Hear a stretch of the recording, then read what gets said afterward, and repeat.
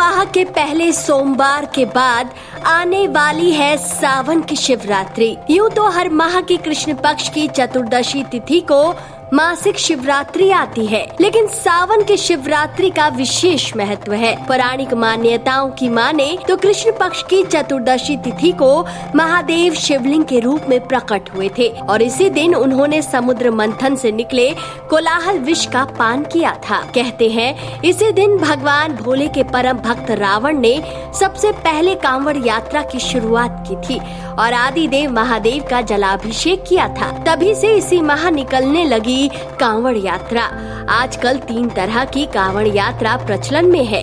आपने झांकी वाली कांवड़ यात्रा का नाम अवश्य सुना होगा। इस तरह की कांवड़ यात्रा में कांवड़िए किसी खुले वाहन में भगवान शिव का दरबार सजाकर अपनी यात्रा को पूरी करते हैं। सबसे मुश्किल है खड़ी कांवड़, जिसमें यात्रा में कांवड़ को कहीं भी जमीन पर नहीं रखना होता है। यदि किसी कांवड़िए को भोजन या आराम करना भी होता है तो वह अपनी कांवड़ किसी दूसरे को थमा देता है। एक होती है डाक कांवड़। इसमें शिव भक्त जलाभिषेक वाले दिन तक लगातार बगैर रुके चलते रहते हैं। कहते हैं इसी माह भोले के भक्त परशुराम ने भी कांवड़ यात्रा की थी। इसलिए मित्रों ये दिन अति विशेष है, जब भोले बाबा पर बेलपत्र अर्पित करना और गंगा जल अर्पित करने का विशेष लाभ मिलता है। इस दिन विधि विधान से किया गया भोले बाबा का जलाभिषेक असंभव कार्य को भी कुछ दिनों में संभव बना देता है। लेकिन इस बार भोले के भक्त मासिक शिवरात्रि की तिथि को लेकर बहुत कंफ्यूज हैं। तो चलिए जान ले कब है सावन की मासिक शिवरात्रि और क्या है पूजा का शुभ समय और कौन सी है वो प्रचलित कथा जिसे सुनने से 8 सोमवार का फल मिल जाता है। मित्रों, सावन के माह में सोमवार व्रत का जैसा महत्व है, ठीक उसी प्रकार भोले के भक्तों के लिए सावन के मासिक शिवरात्रि का भी महत्व है। मान्यता अनुसार इस दिन जो भक्त महादेव का व्रत रखता है उसकी सभी मनोकामनाएं पूरी हो जाती है। यही नहीं, शिवरात्रि की रात में जागने वाले शिव भक्त को एक अलग ही ऊर्जा का वरदान मिलता है। कहते हैं शिव और शक्ति के मिलन के इस माह में विवाहित और अविवाहित दोनों यदि ये व्रत रखते हैं तो जीवन साथी से जुड़ी समस्या का समाधान हो जाता है, जीवन में सुख और शांति आती है। इसलिए मित्रों, अब बिना देरी के जान लेते हैं कि कब है सावन की शिवरात्रि और कब है पूजा का शुभ मुहूर्त। मित्रों, सावन का महीना शिव भक्तों के लिए बहुत खास होता है।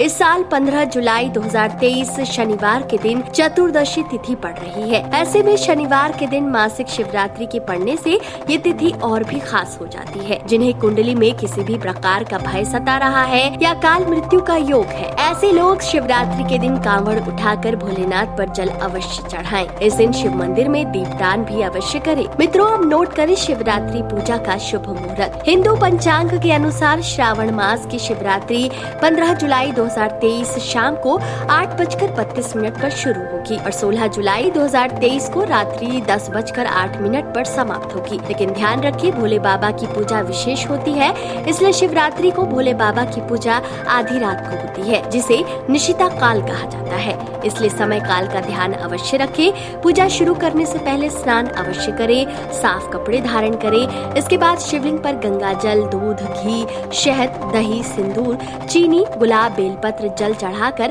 अभिषेक करें। जलाभिषेक करते समय शिव मंत्र का जाप करें, चंदन लगाए और धतूरा, बेलपत्र और धूप और दीपक जलाए। नैवेद्य भी अवश्य अर्पित करें। इसके बाद शिव चालीसा, शिव पुराण और शिव मंत्र का जाप रुद्राक्ष की माला के साथ करें। तो चलिए आप सुनते हैं वो प्रचलित कथा जिसने अनजाने ही एक शिव भक्त को शिवलोक पहुंचा दिया। मित्रों, भोले बाबा के नीलकंठ होने की कहानी तो आपने सुनी होगी। चलिए अब आपको सावन शिवरात्रि की व्रत कथा सुनाते हैं। यदि आप व्रत रख रहे हैं तब भी और नहीं भी रख रहे हैं तब भी ये कहानी अवश्य सुने। कथा प्रारंभ होती है एक शिकारी के साहूकार की कैद में जाने से। मित्रों, चित्रभानु नाम का एक शिकारी हुआ करता था। यूं तो उसका काम जंगलों में जाकर शिकार करना था, लेकिन हमेशा उसका भाग्य साथ नहीं देता था। इसलिए उसे अपने परिवार का जीवन चलाने के लिए एक साहूकार से कर्ज लेना पड़ता था। इसी तरह वह एक दिन कर्ज में पूरी तरह डूब गया। साहूकार ने अपने पैसे वापस मांगे, लेकिन शिकारी कर्ज नहीं चुका पाया। सो साहूकार ने उसे शिव मठ में कैदी बना लिया। भाग्य से जिस दिन उसे बंदी बनाया गया उस दिन शिवरात्रि थी। शिकारी मठ में कैद तो था, लेकिन बाहर शिवरात्रि व्रत कथा सुनाई जा रही थी। शिकारी चुपचाप कथा सुन रहा था। शाम हुई तो साहूकार ने शिकारी को ऋण चुकाने के लिए कुछ और समय की मोहलत दे दी। शिकारी ने दिन भर कुछ खाया नहीं था, सो सबसे पहले वहाँ से निकलकर जंगल में शिकार ढूंढने गया। शिकार ढूंढते ढूंढते उसे काफी रात हो गई। वह रात बिताने के लिए एक बेलपत्र पेड़ के ऊपर चढ़ गया। उस पेड़ के नीचे एक शिवलिंग था जो पत्तों से ढका हुआ था, लेकिन शिकारी को कुछ भी पता नहीं था। वह भूखा प्यासा पेड़ पर टिके रहने का प्रयास करता था, लेकिन बार बार कुछ टहनियाँ टूटकर शिवलिंग पर गिर जाया करती थी। तभी अचानक एक गर्भवती हिरणी तालाब के पास पानी पीने आई। शिकारी शिकार करने के लिए तैयार ही हुआ था कि हिरणी बोली, मैं माँ बनने वाली हूँ। मैं जल्द से जल्द बच्चे को जन्म देकर तुम्हारे सामने आ जाऊंगी, इसलिए अभी मेरी रक्षा करो। शिकारी ने हिरणी को जाने दिया। इस दौरान शिवलिंग पर शिकारी के हाथों अनजाने ही बेलपत्र गिरते रहे और इस तरह से शिकारी से अनजाने में प्रथम प्रहर की पूजा संपन्न हो गई। थोड़ी देर बाद वहाँ से एक अन्य हिरणी निकली। शिकारी फिर तैयार हुआ, लेकिन ये क्या? हिरणी बोली कि मैं कामासुर विरहिणी हूँ, मैं अपने प्रिय की तलाश में हूँ। अपने साथी से मिलकर मैं तुम्हारे पास वापस आ जाऊंगी। ये सुनकर शिकारी ने उसे भी जाने दिया। अब रात का आखिरी पहर आ चुका था, लेकिन अभी भी शिकारी अनजाने ही बेलपत्र शिवलिंग पर गिराया जा रहा था और ऐसे शिकारी ने अंतिम पहर की पूजा भी समाप्त कर ली। कुछ समय बाद शिकारी के सामने एक हिरण आया। अब तक शिकारी ठान चुका था कि कैसे भी अब शिकार करना है। हिरण ने शिकारी से आग्रह किया कि उसे कुछ समय का जीवन दान चाहिए। ये सुनकर शिकारी ने हिरण को पूरी रात की घटना सुना दी। तब हिरण ने शिकारी से आग्रह किया कि आपने मेरी ही पत्नियों को जीवन दान दिया है और जैसे वो यहाँ से प्रतिज्ञाबद्ध होकर गई है, मेरी मृत्यु हो जाने पर वह अपनी प्रतिज्ञा और धर्म का पालन नहीं कर पाएगी। इसलिए हे शिकारी, मुझे जाने दीजिए, मैं अपने परिवार के साथ आपके सामने जल्द उपस्थित होता हूँ। और इस तरह शिकारी ने भी उसे जाने दिया। इस तरह करते करते सुबह हो गई।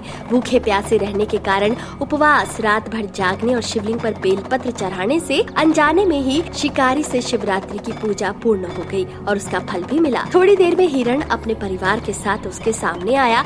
शिकारी ने जब ये देखा तो जंगली पशुओं की ऐसी सत्यता और सात्विकता देखकर उसे बहुत ग्लानि हुई। उसने हिरण के पूरे परिवार को छोड़ दिया। कहते हैं एक दिन शिकारी का अंतिम समय आया, जिसके पश्चात उसे मोक्ष की प्राप्ति हुई। कहते हैं जब मृत्यु के समय उसे यमदूत लेने आए तब शिव गणों ने उन्हें वापस लौटा दिया और इस तरह शिकारी चित्रभानु शिवलोक चले गए। शिवलोक पहुंचकर शिवजी की कृपा से चित्रभानु को श्रावण मास की शिवरात्रि की पूजा की महिमा का पता चला। तो मित्रों, शिकारी को तो अनजाने ही शिव भक्ति का प्रसाद मिल गया, लेकिन आप तो कई सालों से भोले के भक्त हैं।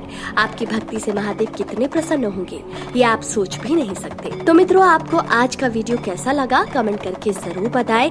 वीडियो पसंद आया है तो कमेंट में हर हर महादेव अवश्य लिखें। साथ ही जितना हो सके शेयर कीजिए।